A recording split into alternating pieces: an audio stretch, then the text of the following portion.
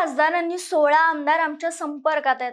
Operation tiger अंतिम टप्प्यात असून पावसाळी अधिवेशनापूर्वी ही मोहीम पूर्ण होऊ शकते. हे विधान नेते कृपाल तुमाने यांनी काही दिवसांपूर्वी केलं होतं आणि त्यानंतर प्रत्यक्षात ऑपरेशन टायगर यशस्वीही झालं आणि 6 खासदारांनी उद्धव ठाकरे यांची साथ सोडत एकनाथ शिंदे यांच्या शिवसेनेत प्रवेश केला. पण गोष्ट इथेच संपली आहे का? तर नाही. कारण कृपाल तुमाने यांनी केलेल्या दाव्यानुसार अजूनही 16 आमदार ठाकरे गटात असून त्यापैकी तब्बल 14 आमदार फुटू शकतात अशी चर्चा रंगू लागली आहे. या चर्चांना वेग मिळाल्यानंतर नेहमीप्रमाणे उद्धव ठाकरे देखील सक्रिय झाल्याचं पाहायला मिळतंय. बैठका, संपर्क आणि आमदारांशी संवाद या माध्यमातून ते पक्षाची मोठ बांधण्याचा प्रयत्न करतात.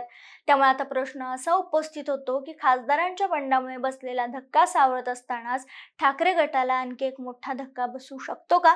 पुन्हा एकदा आमदार फुटीची चर्चा का सुरू झाली? 14 आमदारांच्या दाव्यामागं नेमकं काय राजकारण आहे आणि खरंच असं होऊ शकतं का?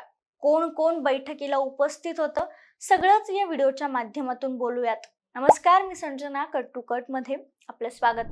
नुकतंच ऑपरेशन टायगरची चर्चा सुरू झाली होती आणि त्यानंतर लक्ष केंद्रित करून उद्धव ठाकरेंनी आपल्या खासदारांची बैठक बोलवली. विशेष म्हणजे अगदी साईबाबांची, तुळजाभवानीची शपथ घेऊन आपण ठाकरे यांच्या सोबतच राहू असं सांगणारे काही खासदार अखेर शिंदे गटात गेले, ज्यामुळे ठाकरे गटाला धक्का बसला. अशातच पुन्हा एकदा नवी चर्चा रंगू लागली. ठाकरे गटाचे तब्बल 14 आमदार फुटून शिंदे गटात जाऊ शकतात असा दावा शिंदे गटातील महायुतीतील नेत्यांकडून केला जातोय. त्यामुळे आधी खासदारांचं बंड आणि आता आमदार फुटीच्या चर्चामुळे ठाकरे गटासमोर नवं आव्हान उभं राहिलंय. आता या चर्चांना उधाण आल्यानंतर पुन्हा एकदा उद्धव ठाकरे यांनी आपल्या आमदारांची बैठक बोलवली होती. शिवालय या पक्षाच्या कार्यालयात पार पडलेल्या या बैठकीकडे सगळ्यांचंच लक्ष लागलं होतं. शिवसेनेच्या आमदारांची महत्वाची बैठक मांडली जात होती, पण या बैठकीला 18 पैकी 15 आमदार उपस्थित होते तर 3 आमदार अनुपस्थित होते. याशिवाय विधान परिषदेतील 5 आमदारांनीही या बैठकीला हजेरी लावली होती.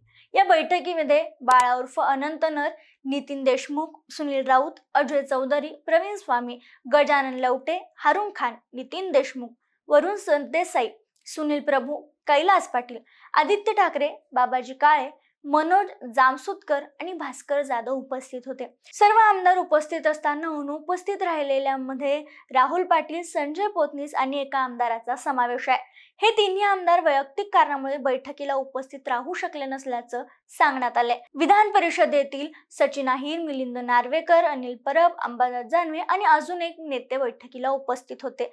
मात्र आता सुरू झालेल्या चर्चांनुसार जर खरोखरच काही आमदारांनी शिंदे गटाची वाट धरली तर विधानसभेत ठाकरे गटाची ताकद मोठ्या प्रमाणात कमी होऊ शकते. चर्चेत असलेला आकडा खरा ठरला तर ठाकरे गटाकडे फक्त 6 आमदार उरण्याची भीती व्यक्त केली जाते. त्यामुळे खासदारांच्या बंडानंतर आमदार फुटीचा आणखी एक मोठा धक्का ठाकरे गटाला बसू शकतो. या सगळ्या घडामोडींवर बोलताना शिंदे गटाचे नेते मंत्री दीपक केसरकर यांनी प्रतिक्रिया दिली. संभाव्य पक्षप्रवेश करणाऱ्यांचे स्वागतच असेल असं सूचक वक्तव्य त्यांनी केले. त्यामुळे या चर्चांना आणखीन बळ मिळालं. आता या सगळ्यामध्ये नुकताच एक वाद चर्चेत आलाय, तो म्हणजे उद्धव ठाकरे यांचे अत्यंत विश्वासू मानले जाणारे मिलिंद नार्वेकर आणि आक्रमक नेतृत्व विरोधी पक्षनेते राहिलेत असे ओळखले जाणारे भास्कर जाधव. या दोघांमधील मतभेद पुन्हा एकदा चर्चेचा विषय ठरतोय, जो कुठेतरी महायुतीच्या फायद्याचा ठरू शकतो असं म्हटलं जाते. आणि यावरून ठाकरेंच्याच आमदारांमध्ये काही अलबेल नाहीये का असं दिसतंय. त्याचं झालं असं की पत्रकारांशी संवाद साधत असताना भास्कर जाधव माध्यमांच्या प्रश्नांना उत्तरं देत होती. त्याच वेळून तिकडून एक गाडी आली आणि तिचा हॉर्न सतत वाजत असल्यामुळे भास्कर जाधव यांना काही क्षण थांबावं लागलं. त्यानंतर त्यांना त्या गाडीत नार्वेकर असल्याचं कुणीतरी सांगितलं. हे ऐकताच भास्कर जाधव यांनी नार्वेकर कोण लागून गेला अशा शब्दात नाराजी व्यक्त केली, जो व्हिडिओ सोशल मीडियावर चांगलाच व्हायरल झाला.